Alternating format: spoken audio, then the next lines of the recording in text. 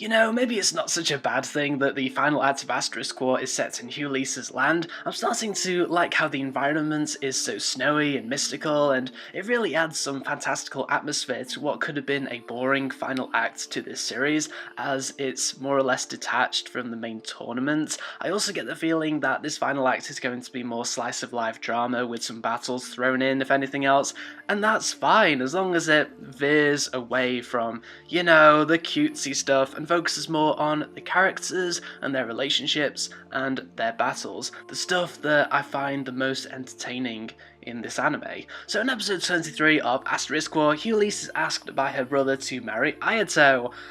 I know, wasn't that just out of the damn blue? And it's all played off as comedy too, just listen to the music, and it was kind of weird considering how serious that whole proposition was, and I did get worried that this episode would, you know, continue to be quite cutesy like the previous episode, what with the marriage thing and all that, but thankfully everything got more serious after about 5 minutes in. Ayato and Ulysses, of course, do not want to get married. They don't have that kind of relationship. Then Ulysses' brother asks her to not take part in the Grips Festa, as it would mean that if Ulysses would win that festa, then the brother would become irrelevant and Ulysses would end up becoming the queen and she would be at war with the powers above, even though I don't quite understand why the powers above would want their own people to stay in poverty. Anyway, an upset Ulysses goes to her orphanage, and now I totally remember why Ulysses fought in the Phoenix Festa in the first place, as winning somehow saved her orphanage from something.